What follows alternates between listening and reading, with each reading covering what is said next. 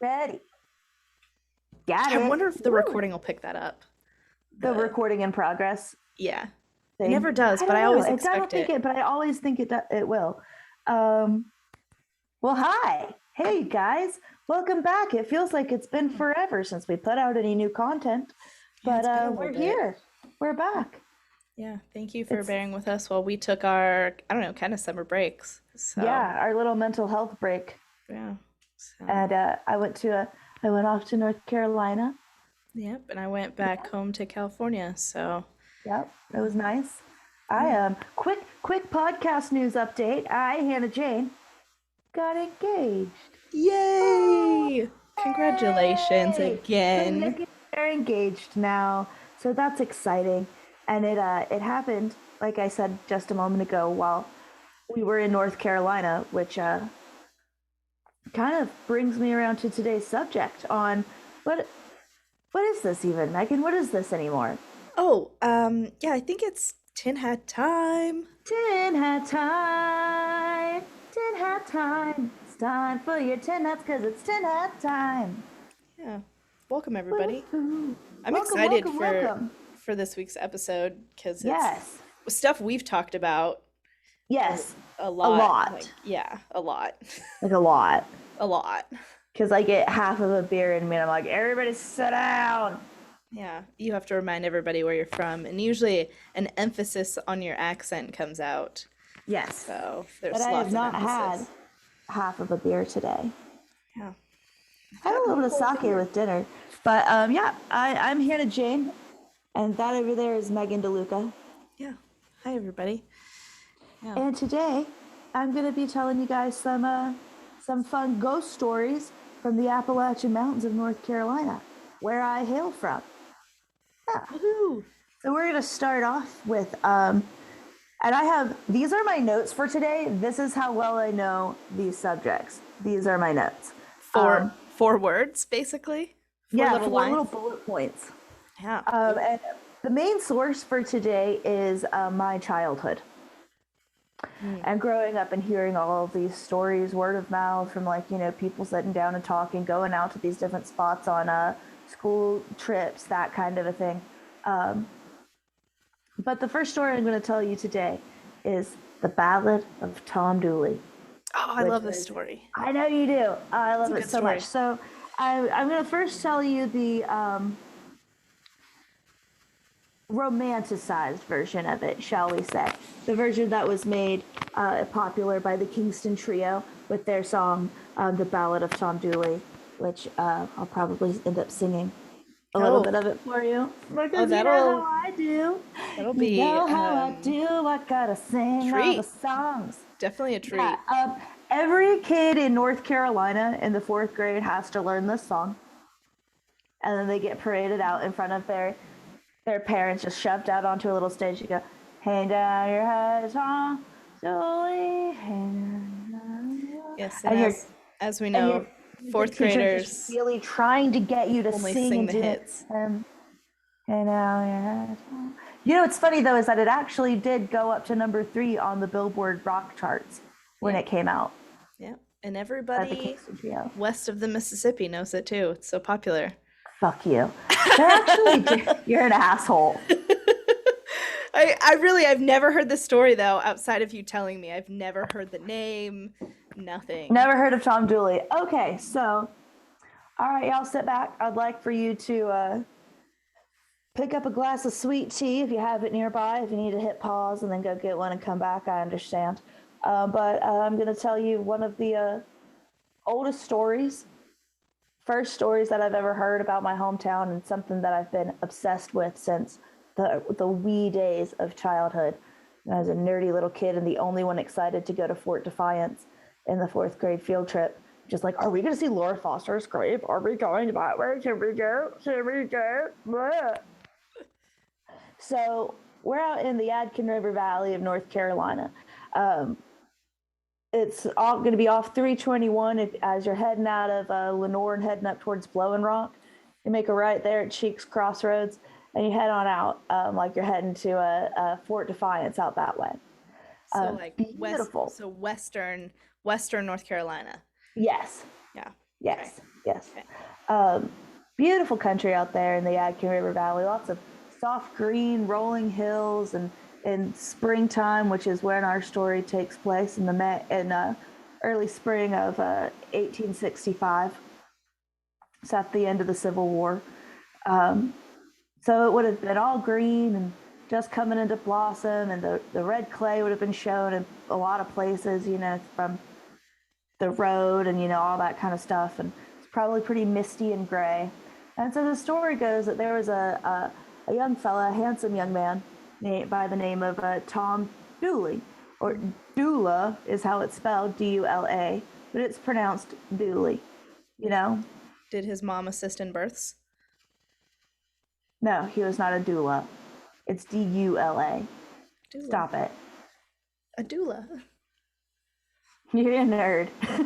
And so this story is born. So Tom's a handsome young soldier who's come back from the Civil War to a place different than he left, like most people did, and he moves in with this man, the Meltons. I think it's Jacob Melton, whatever, Mr. Melton, and his young wife Anne. And Tom starts kind of having himself a little thing with Anne Melton. And so this other woman, and like it seems like the husband, Mr. Melton, like knew and like didn't really care because he was like a really old dude. I was just about to say, there's like a huge age gap, right? Because is Anne really young or close she's to about Tom's age. Yeah. And Tom's pretty young. This is like an arranged marriage? Is she married for money? Probably. Well, also you have to think like she probably would have been getting married during the war. Yeah, there's some limited options there. Yeah, extremely limited options. And if there's somebody who's well set up with some money with like a whole little like business or whatever, then that could be a good match. Yeah. Well, marriages were really a practical thing. Yeah. And not an emotional thing until pretty recently. And really in some places. Especially during and after the Civil War. That was one of those things. Yeah. I mean, a ton of people died. It was like 750-ish thousand people died. This is like the highest casualty rates of any war, any U.S. war. So wild. So yeah, I mean, I would imagine the culture is very tumultuous. Yes. So everything's kind of like, what the fuck now? Exactly. Everything is very much what the fuck is happening now. So Tom's hooking up with Anne. Anne's married, so it's just a hookup. And then this gal, Pauline Foster, comes to town, and she starts hooking up with them too. Wait, with both of them? Or like... There's a whole lot of just like old school boning happening in this story. There's a lot of it. And so Pauline has a little job out there somewhere working in a house, and she calls her cousin Laura Foster, who comes down too. And so Laura Foster moves to the area, and she and Tom meet kind of separately from this whole little love triangle thing. That's happening over at the Melton's house, and everyone's just like, whisper, did you hear about Tom? Jesus Christ. Old boy's getting it. But it seems like, according to the story, Tom and Laura met on their own and kind of started to like fall for each other and like actually have like a little, like a connection. He was like, shit, I really, you know what? I like you. Maybe I'm going to put my Tomcat ways away and be Tom the married man, and I'll marry Laura Foster. That'll be great. And of course, because everybody likes to think that people didn't bone before marriage until now, but everybody always that's always been a thing that they didn't. But... Insane to think that they didn't. So they're all hooking up the whole time, and Tom obviously doesn't stop boning Anne during all this. And Pauline's just kind of like a thing on the side, but Anne has started to like. He's just catching the feels. Yeah, she's got the feels for this dashing young soldier who's come back. Like, he was like a fun man around town, before that. Now he's back and he's got a sad look in his eye, whatever. She thinks maybe she could fix him. Who's to fix say? Yeah. Yeah. But so she sees that Tom's getting ready to stop his whole little fun time fool around where she's getting to have her cake and eat it too by being married to Mr. Melton, who's got some money, and then she's got sexy farm boy McGee on the side, and Yeah. he's about to go off with Laura Foster. Fuck him. Fuck her. That's her, man. Yeah. And I mean, so it's not, but I want to take possession of a of a man, even though I'm married, exactly. So as the story goes, one morning in May in 1865, Anne, with the possibly with the assistance of Tom or Pauline, lures Laura Foster out of her home and into the woods. And there on the hillside, murders her near Tom's house, like pretty close to Tom's like place, because he has like a little place on their like off their property. Yeah. And so Tom like immediately is just like, fuck this shit, I'm out, and like bounces to Tennessee, which does not look good for him. And he gets chased down and he gets brought back. And his famous, possibly true last words were because he was tried and convicted for the murder of Laura Foster, and he was sentenced to hang in I think 1866, something like that. Yeah. And the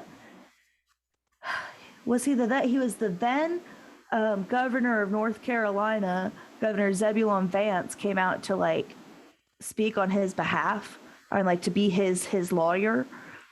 But it was too late. Like public opinion had gone because like it was all the way against Tom at this point.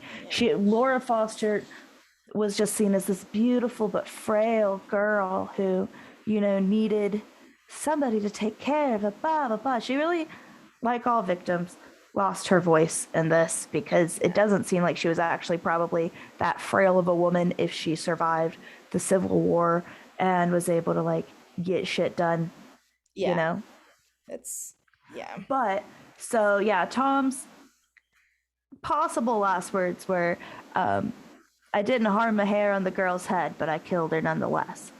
And so Tom Dooley was hanged for the murder of Laura Foster. But if you go out to Happy Valley and you sit down on anyone's porch after they've gone off and gotten you a biscuit and come back with a pile of biscuits and some iced tea for you, you ask them now, who do you think killed Laura? You don't even have to throw in a last name. Just who do you think killed Laura? Oh, it was Anne. Oh, yeah, Anne did it. Yeah. Everybody knows. Anne allegedly confessed something to the preacher man on her deathbed that turned a shock of his hair white. Oh. Yeah. I mean, it seems pretty obvious, though, that, like... But, okay, so here's, like, the Bummersville, like, real version of probably what happened was that Pauline Foster had come to this area to see a doctor to be treated for syphilis. Ooh. So, in the way that things go, she gave Tom syphilis, who then gave Laura syphilis, and gave Anne syphilis. Yeah. And Anne found out and thought that it had come from Laura. Yeah.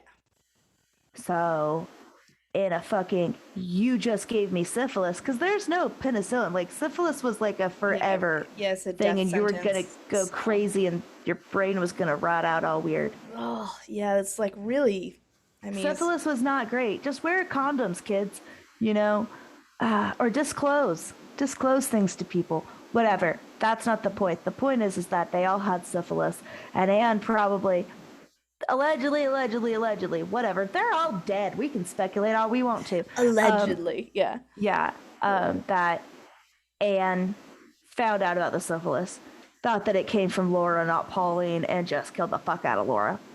And Tom found out what was going on, freaked the fuck out, bounced, because there's a crazy lady who now thinks that he gave her syphilis. Yeah, she might try to kill him too. She was also tried for because people at the time, like everything, and the newspapers got hold of this story, and it just got out of control.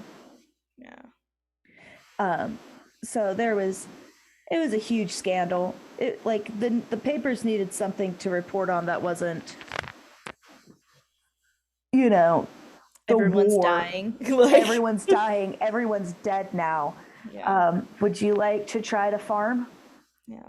Well, and I mean, North Carolina, it would have been, we lost. So, Yeah. And it's like, well, shit, none of us yeah, what now? can own a gun anymore for a while. Yeah. It's okay. Right. Don't worry. Everyone was immediately put back into power that was part of it was fine. It was Confederate. Fine. It's not like they needed drastic change or anything. So, no, it's totally fine. I'm right there with you. Yeah. But yeah, so like I said, public opinion is that Anne killed her and Tom hung for it or hanged for it. But Laura Foster's grave is set out. Like I said, if you make that right at Cheeks Crossroads and you keep on going, and you go on past the chapel arrest, which I'll get to in a second here, and you're going to go on past I think it's just before you get. Now, I'm telling stories. Hang on. Yeah, we're getting a little sidetracked. No, it's either just before or just after Fort Defiance, and I can't quite remember which one it is, but that's not quite important. So you're going to come around a bend, and there's going to be a nice big open field. And in that field, there's going to be a real small, white little fence. And in that fence, inside there, is the grave of Laura Foster. And she's set out there. And I've never understood why. She's just alone in the middle of the field out there by herself. But, yep. So last time... Probably to honor her, but, No, it's just, I don't know. Lonely. It's hard to explain it unless you're there, but it feels right. Yeah. Just makes sense. Yeah. I picked some flowers and I rolled under the fence, even though it's on private property, and went out and I was like, you should have some flowers, Because I always felt bad for Laura Foster. Because like I was saying, like her voice was totally taken away from her. She doesn't get to be anything now but a frail and beautiful girl who was murdered, instead of a woman who made her own choices and probably liked to fuck or whatever. And what? Just like she was her own person, probably liked to fuck. Or whatever, I mean, well, you know what? Hey, it's better. Time period aren't allowed to be like real people, Well, it's better than like kind of the normal trope that women are given, which is like she was so beautiful, but like also smart and stuff, but so beautiful. Just beautiful. And it's just like, women are more complex creatures. Like we are just as complex as men, and we can be described as things other than innocent and fragile and beautiful. And she's always depicted with like her red blonde hair and just being so wispy and beautiful. And Anne is always pictured as like voluptuous and dark haired and like having dark eyes, and like I was always like, well, that's maybe true. Anne was also supposed to be a hottie, but always like in like a red dress or something, Yeah. Like a villainous slut. Yeah, well, it's interesting, right? It's the blonde virginal type victim and the dark-haired vixen, like it's like, temptress murderers.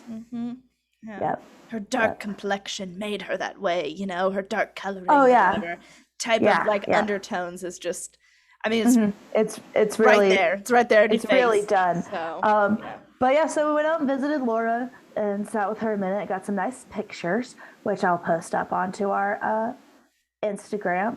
And then as we were heading back, because like I said, Dad took me and Nick out there, or Nick and I out that way.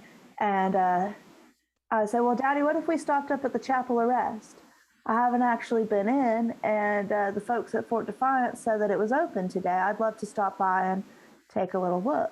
And now I've heard of the chapel arrest plenty of times, and it's on that same road as Laura and Fort Defiance and all that. And it's just this beautiful little chapel that was built in 1887.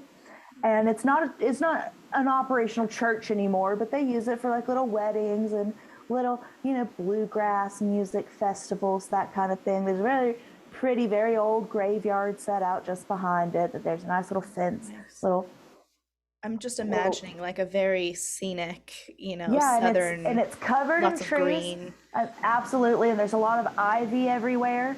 and it's very peaceful, but the cicadas never stop, of course.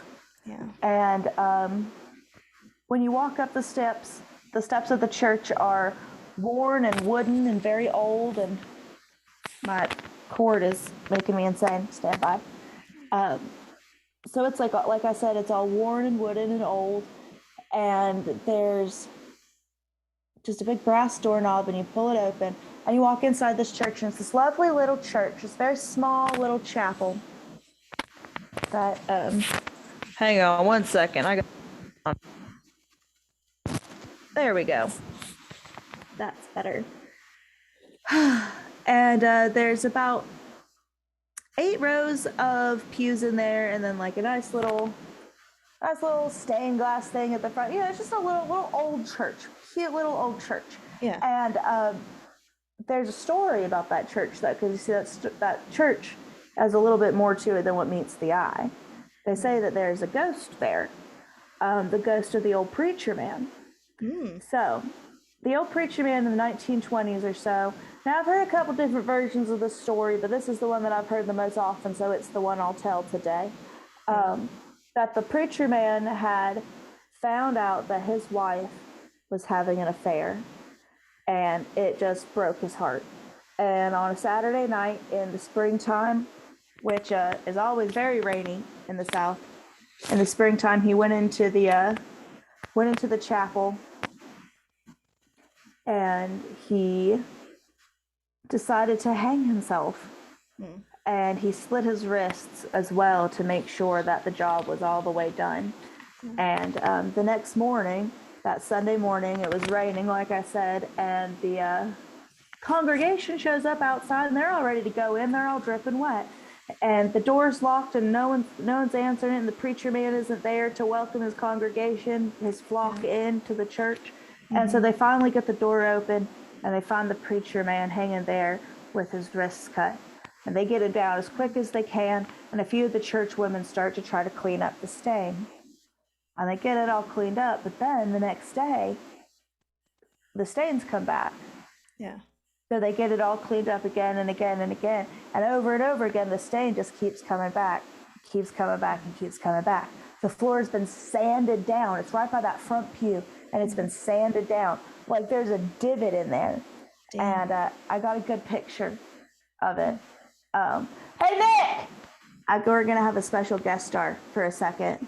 I feel so bad for anyone wearing headphones in that moment. What?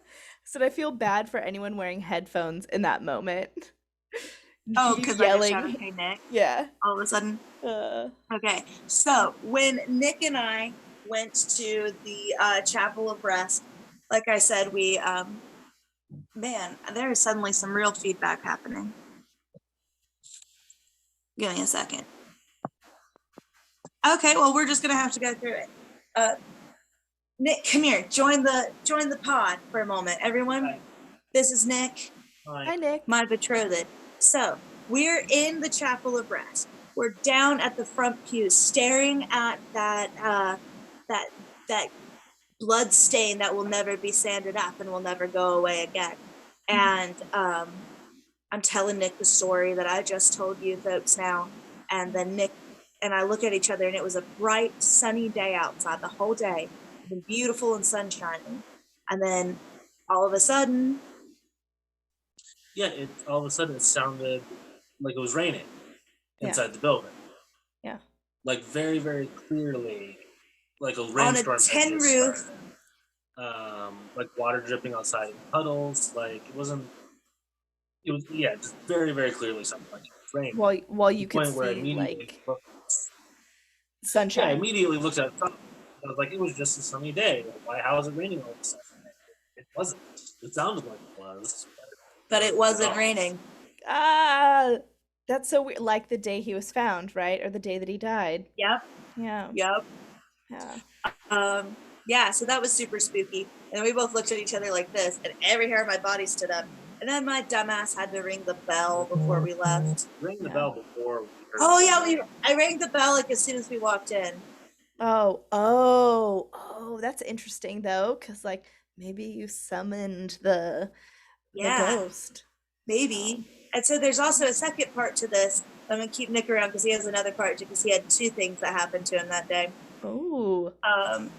And so in the graveyard, the story goes that if you go in at dusk and you leave the gate open behind you, as you go and walk around the grave and sites and go and visit with everybody, when you come back to the gate, it'll be closed because the old preacher man will close it for you.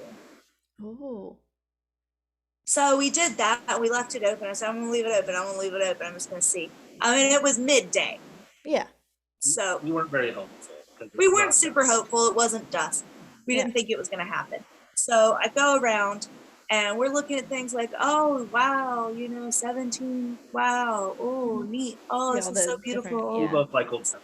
We're old headstones are always so interesting. And I love it when they have interesting little quotes or anything on the tombstone, Yeah, like especially really old ones. Like yeah.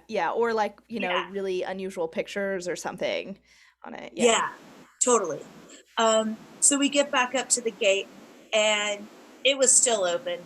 Yeah. And we go through and we go out and I shut the gate behind. I go, well, I guess the old preacher man didn't want to come visit us after all. Yeah. And right then, a leaf from a holly tree that was about 50 feet away just dinged me right in the face. There was no wind that day. Oh, that's weird. Hollies are evergreens. They don't really drop their leaves like that. No, they don't. I have one outside my window, actually. And yeah, they don't drop, just the berries. They're also a very powerful, spiritually connected tree, like to the spirit realm. Interesting. Didn't know weird, because it came like from straight above me. Like, it wasn't coming out of well, just like from right above me. Just like my face. Oh. I was like, well, I guess the old preacher man wanted to say hello after all. Yeah, apparently. A little flick on the head. We fucking hightailed it back to my dad's car. And he was like, well, did you see what you came to see? We're like, yes, and a good bit more. Let's go. Let's go. I need Bojangles now to settle my spirits. I thought it was wild that stain was really there. Yeah, the stain was crazy. That's crazy, though, that it didn't get sanded out, Like, you would think, but I don't know. I guess blood can soak into wood pretty far, so... I mean, don't try to bring logic to this. I think about, other houses like ghostly stain of blood. But like the Dorothea Fuente house, or Puente house that has a stain in the one room where she would kill people. That's the serial killer in Sacramento. I know exactly. I thought that's what you were asking. Your face was like no. I was trying to say her name. I couldn't remember if it was Fuentes or Fuentes. I think it's Puente. With a P. Yeah. But no, there was blood stains. But I don't know. I think it's interesting, though, that they sanded that far down and there was still... It was significant dip before where they just sanded. But isn't that they say that that blood and wood and stuff will tie people to a spot? Right? Yeah, absolutely. Yeah, it's like just so interesting. The rain, though, I mean, in broad daylight with no raindrops on the windows, nothing, walking outside and not seeing any evidence of rain. There was no rain at all. It wasn't raining. Yeah. Except it was. Yeah. It's wild. It's pretty crazy. It is. That's a really cool story, though. But also just goes to show that, I mean, there's a lot of tragedy in the South surrounding cheating. That's two stories about that. Well, my next story is also a story of love gone wrong, but it has a sweeter ending to it, and it is purely a myth. Oh, but okay. You're excused. Thank you. Thank you, ladies and gentlemen. A big round of applause for Nicholas. Thank you. Yes. Bye now. Bye now. I love you too. Gross. Get out of here. Don't be gross on my podcast, Nicholas. You won't be invited back. But yeah, now I'd like to tell you the purely mythical legend of the Blowing Rock from Blowing Rock, North Carolina. Keep it to yourself. I just saw your face. I mean, come on. It's called Blowing Rock? Blowing Rock, yeah. I'll keep it to myself. I'll think of something better later on down the road. That's why. Yeah, try to use your imagination. Don't just jump to the first thing that What comes is the into your rock head. shaped like? It just juts out like a cliff, like a big. It doesn't look like a dick, if that's what you're getting at. I mean, you said it's long, jutting sort of cliff. Like a triangle. So like a tent? No. Okay. Stop. Do you want me to tell you the story, or do you want to? Yeah, keep I do. Tell me the story. Tell me the story of. Do you want to hear the story? Do you want to? Yeah. Okay. Glug glug rock. I mean, sorry, blowing rock. So.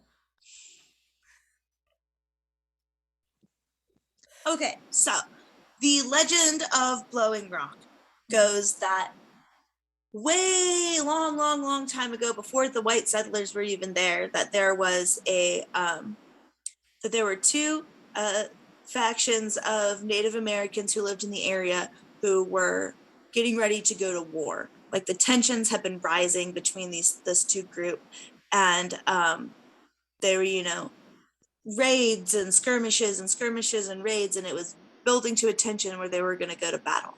And so there was a young woman from one tribe out in the woods one day, and she was gathering up herbs and mushrooms and all the stuff that they do, checking her snares, etc. And she happened upon this handsome man from the other tribe, and if they didn't just immediately fall in love with each other, even though they knew that they should be enemies, they just couldn't be, not in their hearts.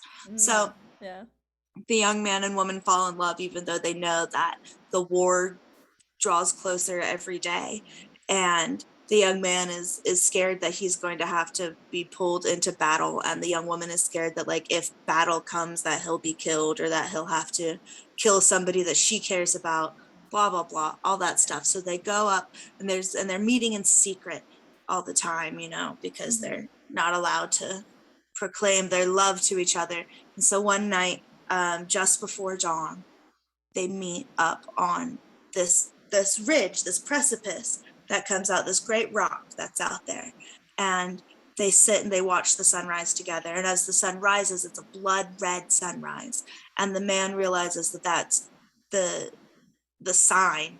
That means like that we're going to war. That's what that means.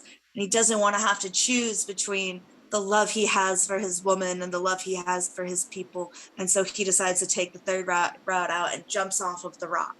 And the woman falls to her knees and prays to the gods of the wind to bring the wind to blow him back up to her. And they do. And so the wind blows him back up, and she, like, there's this big sign that, like, has her holding his hands up there, and she pulls him down from the rock, and they go together to their separate tribes and show that their love is, like, why are we warring, blah blah blah. And then they, the great story of, they make peace. They paint with all the colors of the wind after that.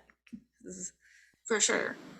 But so that's the story of the Blowing Rock. And now, even today, if you go to the Blowing Rock, there's always strong winds. You, like, crumple up a piece of paper and, like, huck it off the edge of the rock, and it'll blow it back up. Oh, that's cool. Yeah, it's a strangely windy spot. So that's the story of it, is that the wind, since that day, since the wind gods were called in, they haven't left. Oh, that's cool. I mean, it's a good story. It's one, that is very Romeo and Juliet-esque. For sure. With a little sprinkling of Pocahontas. So it's not a true story in any way, shape, or form. But it's one that you get told at that area as, like, a little bedtime story, or like, we're going up to the Blowing Rock this week or this weekend. While we're going to Blowing Rock, before we go to the little park and the ice cream store, we'll stop by the Blowing Rock, and everybody will hear the story, and we'll go and look. We'll go, aw, their love, that's so sweet. And then you throw someone off and see if they come back. No, we were under strict rules to not touch anyone while we were up there. And we were told that it's not strong enough anymore. Oh, yes. Yeah, and that we were Episcopalian, so the wind god wasn't going to listen to us anyway. That's a safe bet, right? That's good. It's a valid point. Like, I don't think the wind god is taking requests from the Episcopalians these days. No. So don't shove your little brother off the cliff, Hannah. Yeah. Well, that's the thing. That's definitely just like, we'll see if the littlest one floats back to us. So, oh. Yeah, poor Ryder. He's the biggest one now. He's fucking 6'4". Yeah, it's from all of the bullying, right, by older sisters that just fueled You the would think growth. that he would be tiny because of how henpecked he was by us. Poor Yeah. boy. So I have one last story to tell you. Yes. This is the tale. This is a quick one, and it's short and it's kind of spooky, but it's about the wandering hiker of Grandfather Mountain. Ooh, okay. So Okay. Grandfather Mountain is a beautiful mountain up in the Blue Ridge Mountains. And they call it Grandfather Mountain because from the side of it, it looks like the nose, mouth, and beard of an old man who's laying down to sleep. So it's looks like Grandfather Mountain. If you are a fan of the show or the books series of Outlander, they often call it Mount Helicon, which was its old name, like old-fashioned, old-timey name. Now it's just known as Grandfather Mountain. Yeah. And there's a nature preserve up there. There's a good chunk of the Appalachians mountain trail that runs across Grandfather Mountain. It's just beautiful, beautiful up there. And there's always a ton of hikers. There's always a bunch of people up there, you know, wearing their little Gore-Texes and all that kind of stuff, and North Face and very Patagonia. Yeah. Very prepared.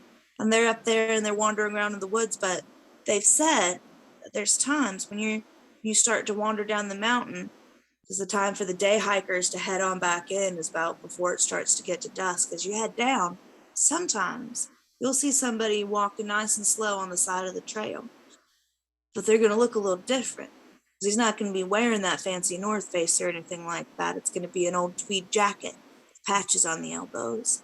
Ooh. And an old kind of baggy down hat down his arms, and old trousers that are rolled up, and boots.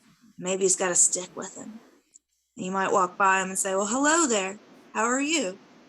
But he's not going to acknowledge you. He's just going to keep on walking right on down the mountainside, just like he always has. And he won't say hello back. He won't acknowledge any greeting. But you walk past and you look back to see where did that strange fella go. Mm-hmm. He's not there anymore. Ooh. Yeah. So that's there's plenty of sightings of him up on Grandfather and various trails of just the anachronistic hiker man who shows up and then just like you stop and you turn to the back to say something and well, he's gone. Yeah. But you just walk past him. Yeah. And there's no like it's not next to a different trail or anything. Is that based on someone who like died on the mountain or disappeared? Probably. There's enough people who've just wandered up in those mountains and disappeared, but there's I've never heard of any one particular person being tied to the hiker, the phantom hiker, the wandering hiker, the walking man, whatever you want to call him, the grandfather of the mountain. Yeah. All sorts of different things. That's cool though. That's a good ghost story. You gave me goosebumps, so. Oh, good. Yeah. Yeah. I love those stories. It would be interesting to kind of try to figure out, you know, who the old man, you know, is sort of a thing. So, but I also think that the Appalachians have an interesting story of ghosts and, you know, some people thinking there's like jumps in time, right? So somebody is walking down the mountain and it's not necessarily a ghost, it's just like almost like an overlap of universes type of a thing. Yeah. Or sure. over an overlap of time. Well, it's a very, very old place. Yeah. And not just for America, for the whole world. They're the oldest mountain range. Mm-hmm. It's got a strange energy to it. Nick and I were talking about that while we were there, is that there's a feeling to that place that's different than it is on the West Coast or really anywhere else I've ever been. It just feels old and it wants you to come sit a while. Yeah. And it's not nefarious always, but sometimes it's not benign. You know what I mean? There's something to that just, the hills are old. Yeah. I don't know. I love the stories though too about that region and like skinwalker type, what's in kids playing in the backyard. Like there's a video I watched recently where it's like these kids playing in the backyard and mom gave them a code of like, get the fuck inside right now, because she saw something move that she couldn't explain, like 50 yards to the left, and it was up in that in near the Appalachians and stuff, and it was like, oh shit, but it also is like, Jesus, Indy just scared the shit out of me. Do you really get afraid of your own cardboard cutout? For just a second, I kind of forgot he was there, and I was like, God, I hope like nobody shows up in the background of my video. And then there's Indiana Jones, which you'd think I'd be excited by. Yeah, but nope, not if you think he could be, a person of the woods to grab you and steal you away forever and eat you and your soul. No, thank you. Yeah. So. I was into it until they said eat me. Yeah. I mean. No, that's for Blow Rock Mountain. That's where that happens. No, those are all good. Okay, well, thanks for tuning in today. Yeah, right. those are all really good campfire stories. Yeah. Like, that's like, man, I wish we were just sitting around a campfire with our beers. Well, we're actually recording at night for once, which is kind of nice. It's good and spooky. Yeah. And spooky. Which is a lot of fun. And it I felt like today kind of, at least for where I'm at, it felt more It felt like fall today, for sure. It's like smelled like fall. Yeah. There's a crispness to the air. Yeah, exactly. I liked it. Yeah, and then I just left North Carolina. I just left this area that I just told all these stories about, and sitting on the porch with my dad while he would go, well, now I could tell you about this and this, and I could tell you about, but now y'all wouldn't remember this back in that day. He's great. We're just storytelling all the time. Me and Nick and Daddy just sitting there going, well, now hang on a second. What I heard how it went was this. And Nick gave me the hardest time. He's like, most women kind of turn into their mothers, but you went right on ahead and turned into Jeffrey Austin. That's what you did. But hey, he sounds like a fun guy. So. Oh yeah, he's definitely a mushroom. For sure. Oh, all right, on. Well, should we wrap it up? Well, yeah, I think so. I think that this was a fun one, and you guys, we're going to be back again next week with some more new content. Thank you for being patient with us while we had to go and run around and do our own things. Yeah. So hit us up on Instagram, and if you have your own campfire tales to tell us, email us at tinhattimepodcast@gmail.com or slide into our DMs on Instagram. Yeah, and you can listen to us on Anchor, on Spotify, on Apple Podcasts, Google Podcasts, and while you're listening afterwards, would you just go ahead and click that subscribe button, and then go ahead and rate us, give us a nice rating, and leave a review if you're feeling extra squirrely. If you wanted to watch us, look at our goofy faces. Watch us on YouTube, and again, comment, like, rate, review, share it.